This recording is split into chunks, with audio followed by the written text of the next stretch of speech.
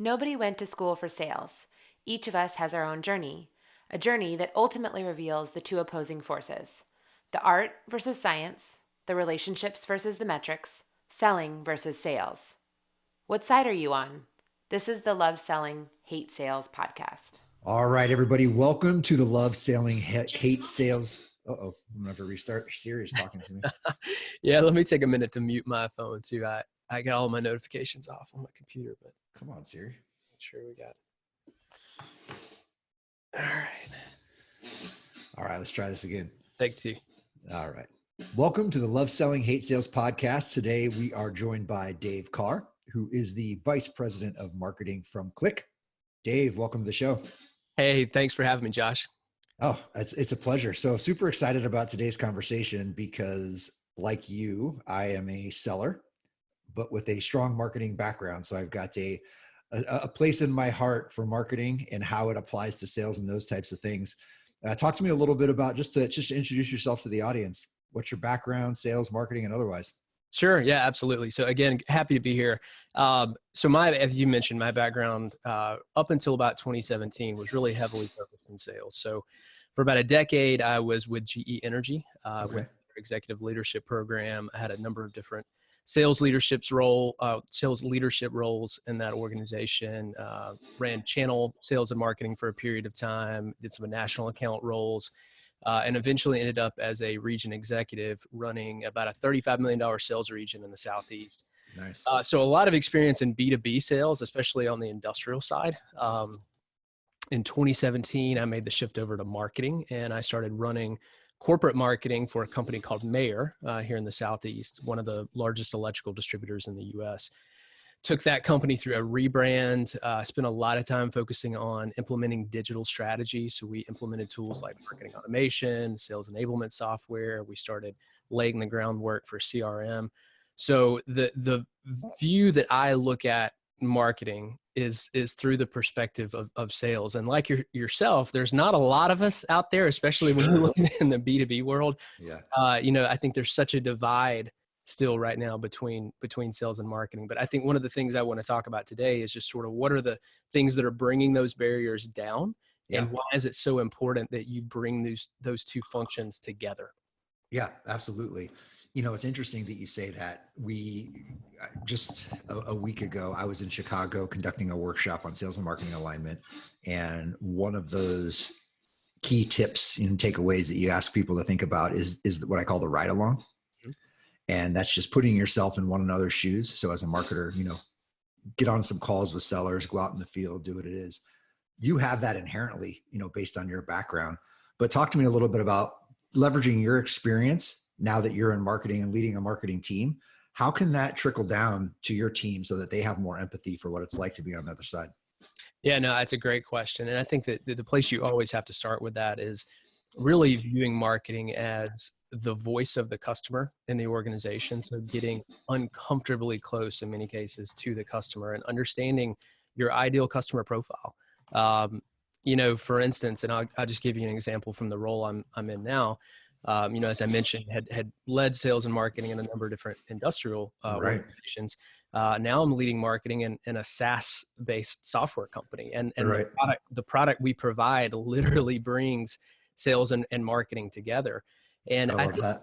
And I think what we're really finding is that, getting back to the whole concept of eliminating those barriers and bringing the two functions together, you need digital tools to help do that. But even more importantly, you need process. And I think that at a just rudimentary level, you have to stop from an organizational standpoint and start thinking about how do we put those two groups together. And I think one of the most common ways to do that is just simply to give marketing a seat at the executive table. Mm-hmm. I just published a new eBook, and I'll give you a link that you can put in the show notes here. But it's a 2020 roadmap for digital sales and marketing for industrial. And one of the things that I talk about in the eBook is the importance of having executive alignment between marketing and sales so that it's not just something that's talked about, it's actually implemented and operationalized. And to your point, going back to the ride-alongs, really spending time to understand what a day in the life is for salespeople, understanding what our customers engaging with so that marketing can create better content, more useful content, and then giving sales a way to take that content and blend that in their conversations. And, I'm sure you've probably talked about this too, but, customers don't just want salespeople now, they want Right. trusted advisors. That's 100%. a word I use a lot is you got to be a trusted advisor. And to Love be that. that advisor, you have to be bringing value in every one of those touch points. I couldn't agree more. And I want to revisit something that you touched on, which was the executive alignment piece, because in my view, and I'd love to get your take on this, is C-suite executives, specifically the CEO, the CFO and whatnot, they get sales. Sales is tangible. Yep. Right. And oftentimes they don't get marketing. Yep. Right. So what do marketing leaders need to do to bridge that gap and to start to speak like the rest of the C-suite to earn that seat at the revenue table? Yeah, that's a great question. There's going to be a lot to unpack there, but I think one of the most fundamental things you have to do is start understanding where marketing can bring value throughout every one of those touch points. And I think it begins with bringing value to sales. B2B companies just in general are much more sales focused, right? I mean, that's Right. the revenue generator engine. It's where you're going to see real tangible outcome. But if you look at the data, modern buyers are spending 70% of their buying journey doing research before they ever even interact with a salesperson. 100%. So that's marketing, right? Like that's Right. the top of the funnel. So if marketers can focus on bringing value at the top of that funnel by creating good content, creating processes by which they distribute good content to salespeople to use in their interactions, I think that's where you can take and operationalize those activities. But you also got to focus on metrics, and I think it's more than the vanity metrics of, hey, here's how many followers we have on LinkedIn or shares and impressions. I mean, those things are important. Sure. How are you building pipeline and how are the customers going through that journey and being handed to sales and empowered for the salesperson to have a better conversation. And I think that's where you begin to get the credibility and the recognition at the executive table is marketing has to be viewed as a revenue generator. Yeah, I couldn't agree more. And I wonder, you mentioned very early on in your introduction about launching things like CRM and marketing automation in previous roles. Were those things enablers for you to help have those better conversations? They are, yeah, because it makes things tangible, right? So if you are trying to run your business without a CRM system, I mean, I can't help you, right? Right. You have to start somewhere. And I even talk about this in the ebook. That's the foundation. You have to get a functional CRM process in place. And I think where a lot of companies go wrong with that is they try to overcomplicate it, or they try to make it too much, management tool. But there's so many options now with things like Einstein from Salesforce.com, where you're using artificial intelligence and automation to make CRM easier. But you've just got to have a central repository for your data. And so you begin to build that with CRM. Marketing builds upon that with marketing automation, because if you have those two systems well connected, you're gleaning insights, you're understanding that customer journey, you're managing that 70% of the buying function that happens before someone ever talks to sales. And then if you use tools like sales enablement, you take that all the way down to the sales conversation, where you're still using data, you're empowering salespeople with insights and analytics, and you can report that. And again, back to the KPIs, you have to be able to measure it. Yeah. So, this podcast is called Love Selling, Hate Sales for a reason. And it's really about the dichotomy of the relationships with the metrics. Right. And you started to get into that a little bit when you're talking about CRM as a management tool and data and content and all these types of things. How can this world of, you called it sales enablement, maybe, or maybe it's something else, but how can we bridge that gap? Right. And is that a sales management versus sales conversation? Is it a sales marketing conversation? How can we accurately reflect the value of relationship building in a metrics way? I think that's a tough thing to do. What are you seeing? Yeah, that is a tough question. And I think that the devil is always in the details, right? I mean, and I recently heard, I was listening to a podcast with the CEO of Whitespace, and she was Mhm. talking about, complexity is almost enticing for complex organizations or B2B organizations, right? So if you're Right. making something more complex, it must be better, but Right. that's not always the case. And I think that the key is starting small and beginning to focus on not just the metrics, but what are just the operational outcomes that are going to lead to ultimately what we want, which is converted sales. So I like to use the example of the Peloton, right? So Okay. buying a Peloton is not going to make you lose weight, but the process, if you follow it, of getting onto it and being consistent. And I think that's another thing that businesses miss a lot, is they're not consistent. They give up too soon, right? We try to put in CRM and holy crap, it sucks and it's Right. hard and we want to abandon it and start all over. But it's being mindful, taking small steps and being consistent to drive those outcomes. A CRM system itself is not going to make you grow your business. It's Correct. the operations that you put in with your sales team and the expectations they have to follow a process. Right. You can make that process too complex if you're not careful. So I think it's starting small and being rational in the Yeah. way you do that. How about that? Not overcomplicating things and using a practical mindset. How about that? Interesting. Well, the topic of vanity metrics is an interesting one. You mentioned it in terms of opens and clicks and things like that. Is there a case to be made? And I'm trying not to make this question too leading, but is there a case to be made for vanity metrics in sales? So, okay, interesting. One of the things about vanity metrics, when you look at them by themselves, hey, there's not a ton of value there. But I think one interesting thing about vanity metrics is that they are typically leading indicators. So let's Mm-hmm. just say, for instance, if you're trying to get, a new business off the ground and you're just putting in place social media strategy or digital communications, you're not just going to flip a light switch and see results day one, right? Right. But you can start to look at things like, what's your click-through rate?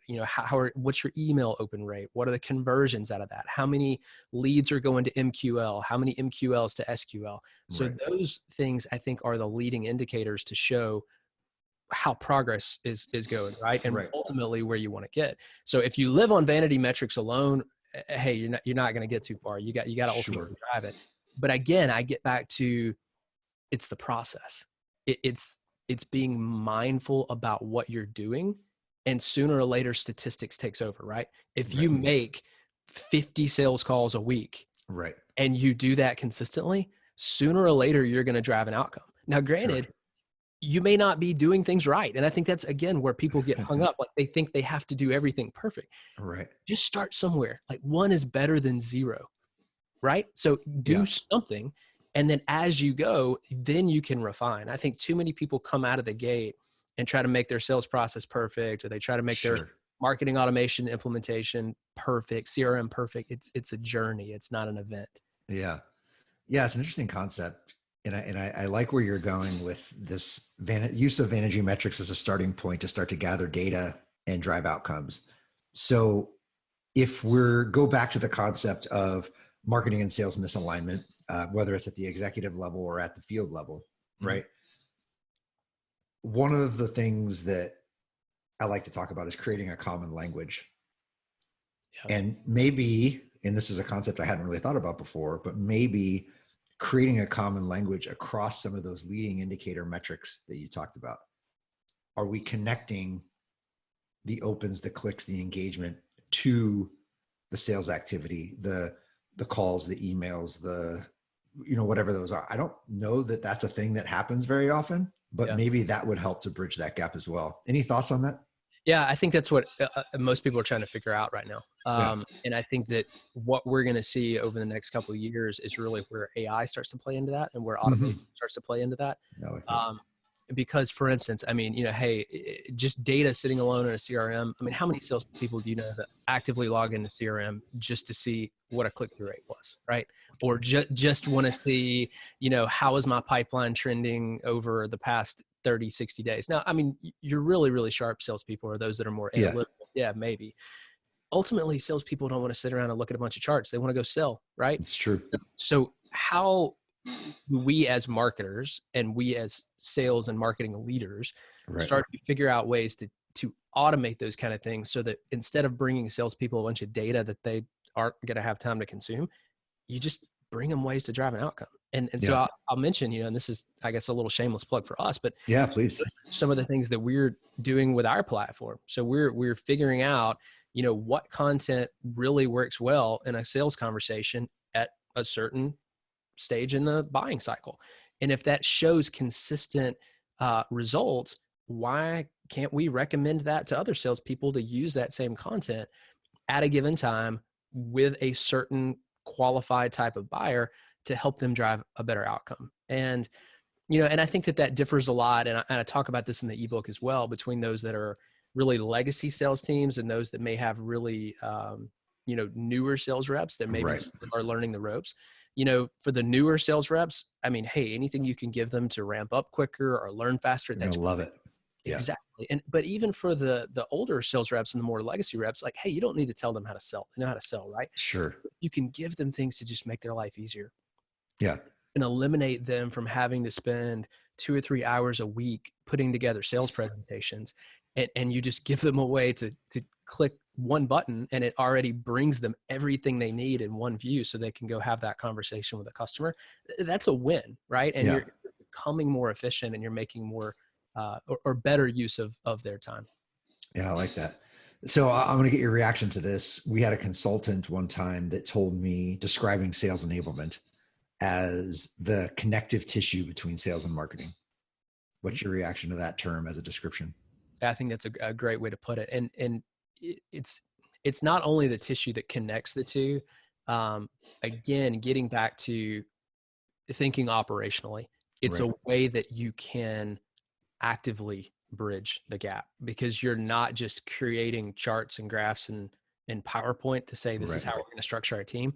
You are giving them that actual tools that will bring those two functions together. And I think we're still really early on in the infancy of understanding how much sales enablement is going to impact B2B businesses over the next 2, 3, 5 years. Because I think if I'm going to make a prediction here, I'm going to say that we have no clue how much AI is going to revolutionize the way we operate. And that's not just sales enablement. That's so many things in general. But yeah, I mean, sales enablement exists to make those two functions of the business play nice. And again, if you look at the modern buyer journey, they have to. It's no longer a choice. You have to think in a way that puts sales and marketing on a team to drive outcome. Yeah.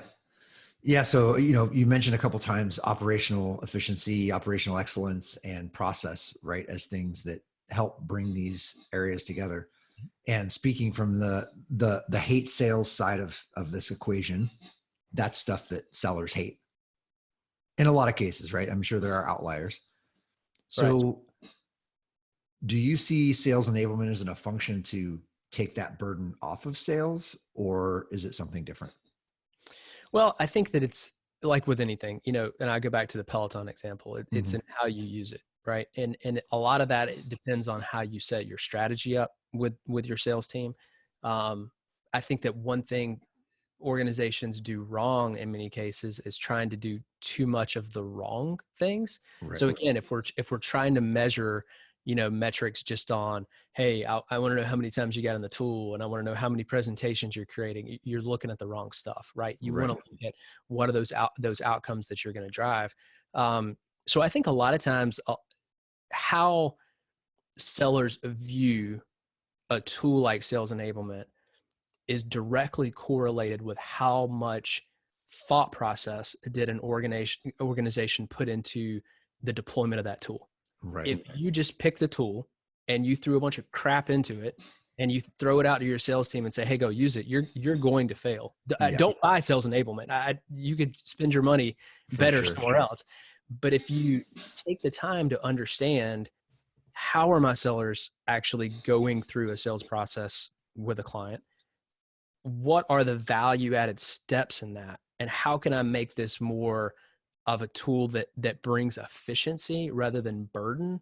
That's where you win. And you can say the same thing about CRM as well, because I think that's another challenge people get into. It's, death by managerial tool rather than actually using it to create value. Yeah, I mean, you're speaking my language 100%. Our business, frankly, exists to make sure that technology is deployed, marketing automation, CRM, sales enablement is deployed to enable the go-to-market strategies of the business. Yep. Not just deployed to plug it in and go, but deployed as an enablement function, and really bring those things to light. And I think one of the areas where people go sideways is being a little reactionary and just taking the advice of your top sales rep. Oh, I'm going to talk to John. He's been the top producer for the last 5 years. How would he use it? Without taking into consideration that's one individual, or, ops wants it to be done this way, or marketing wants it to be done this way, and really having that productive sit down, like you said, cross-functionally to think about what is the process that supports everyone in the day-to-day, not that one individual, because it's a little bit different. Yeah. I completely agree with you on that, Josh. And I think one other thing too is businesses have to be realistic in where they are on the journey of digitalization and on the journey of selling tools. Mary Shea is an analyst at Forrester Research, and she's put out a lot of good information on sales enablement and sort of what that journey looks like. She shared something just this week on LinkedIn that really showed a good infographic of what does that continuum of Right. that digital selling transition look like.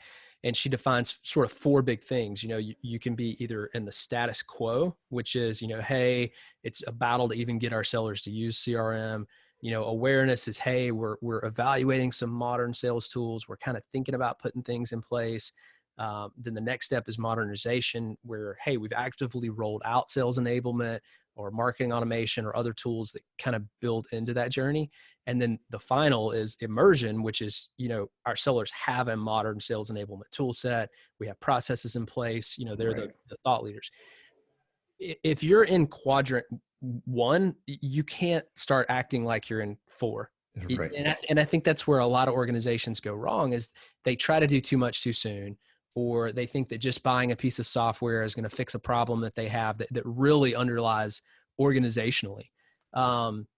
Trying to make people digitally evolve too quickly can kill the patient on the table. And I will tell you, having run marketing for an 88-year-old family-owned business that in a lot of ways was still very legacy, no matter how much executive teams want to talk about, hey, we want to do things different, we want to be digital, you can move too quick. And I say that from my perspective of making mistakes too. And I think that that's another thing. If I was saying something to your listeners, don't be afraid to make mistakes, and no one is going to get it right on the first try. Great advice.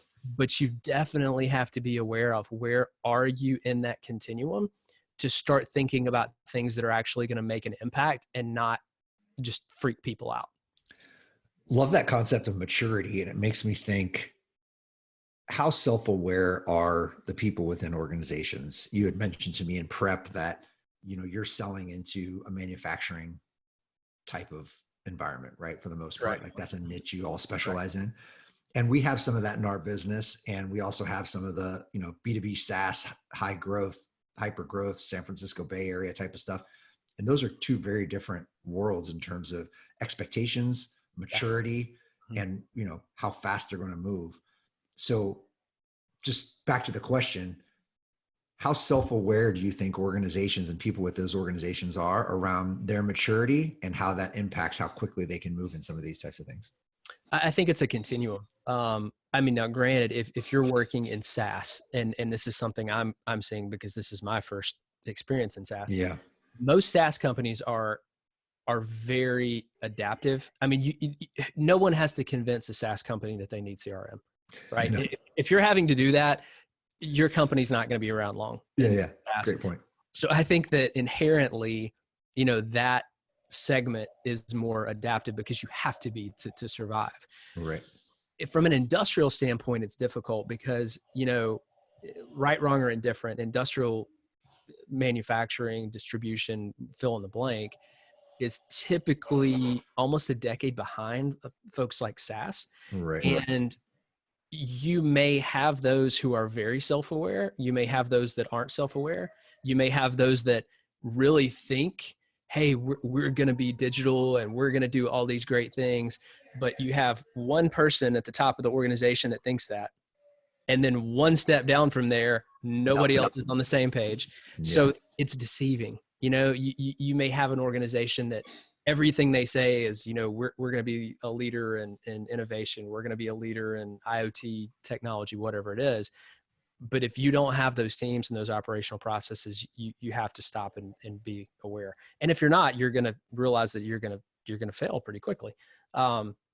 So again, I mean, I don't know that there's any one right answer to that, but I do think it is important to really stop and think about where you sit in those 4 different levels that I mentioned. And not only what do I think about that, if I'm speaking from a leadership standpoint, but what do my middle managers think about that? What do my field sales reps think about that? And I would encourage anyone considering digital transformation to really spend a lot of time there. Communicate often, communicate early, listen, and really take small, measurable steps to change rather than one giant leap of. Yeah, I love that. And I think it's a good a tip and a takeaway that we can give to sellers, actually. So think about what you just said in terms of that one person thinks they're leading the charge for digital transformation within an organization, and you're someone and you're a seller going in to sell that company, right? You have the inside track to your solution as a part of digital transformation, whether it's sales enablement, CRM, anything, right? But all those different layers within the organization that you have to peel back, you may have found that champion, but that champion may be faced with so many different hurdles to put that vision into reality. And that's your job as a seller then, to help coordinate and quarterback how to educate, how to bring people together, how to do all that stuff. And that's where I think where sellers can have the most impact in that type of digital transformation world, is thinking about all those dynamics and not just thinking, oh, I found the champion, this is a done deal, and drive them into submission. Like, there are other forces at play. That is incredibly wise, Josh. And we see that every day, especially if you're selling into enterprise organizations. Mm-hmm.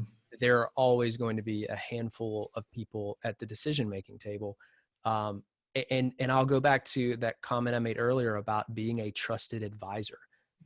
Perfect. You have to be that, right? And it's not, beating one person over the head to buy your solution. It's bringing value and navigating the dynamics of a wide variety of people at the buying table.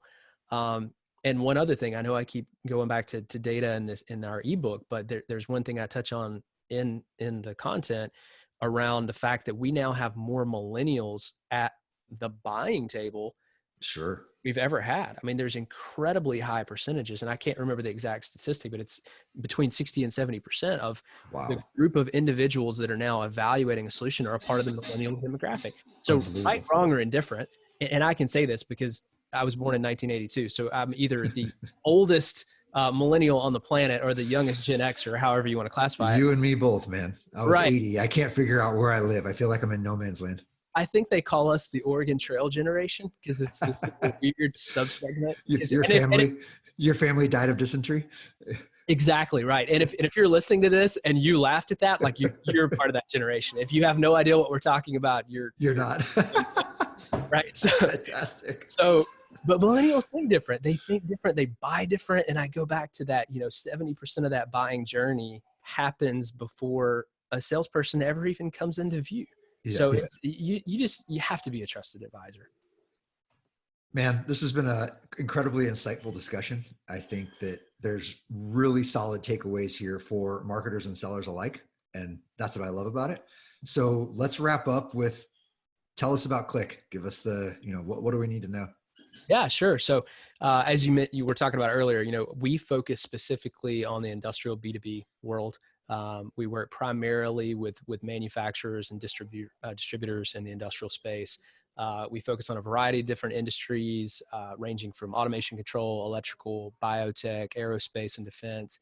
But our solution really gives sellers a better way to bridge the gap between sales and marketing, and to have the content that salespeople need when and where they need it. We also take an approach where we don't use folders. So we're not like, like a glorified Dropbox. You don't have to do a lot of clicking around. Gotcha. We use a really interesting patented interface that uses filtering to bring content into view. So we partner with Salesforce.com. We're a member of, or actually posted on their app exchange. So we do have native integration into Salesforce. We can do that with other sales enablement tools. But really where we fit well is if you have a complex buying cycle and you're looking for tools to help salespeople navigate that sales cycle better so that they're using content to share along that journey, and then coupling that up with training content. And so we have a great value prop on helping new salespeople ramp up faster to learn how to be successful. But the big three key things we do is we take content and we turn that into conversations you can have with your customer. We take data that we collect out of the solution and we turn that into direction you can use to run your business. And we take sales reps and we turn them into sales experts. And, especially in industrial, so many salespeople are generalists because you have so many products, or you're touching on so many different SKUs. We help people be a little more focused in being an expert by giving them information that they just may not know natively. And then data as well. I mean, so we sort of bridge the gap, with CRM and marketing automation, where we collect information on how customers are interacting with content and what their journey is. So if you're interested to learn more, and I'll give you a link you can put in the show notes, and feel free to reach out to us. We can schedule a demo and talk more. So website real quick, and your contact info. Yeah, absolutely. So it's www.klyck.io. So that's where you can find us. And then for me, you can find me on LinkedIn. My name is Dave Karr, and that's with a K, Karr. So the best place to find me is on LinkedIn. I'm very active there. So if you ever want to have a conversation or dive deeper into these topics, just shoot me a DM, and I'd love to connect. Love it. Thank you again, Dave. This was an awesome conversation. Yeah, absolutely. Thank you, Josh.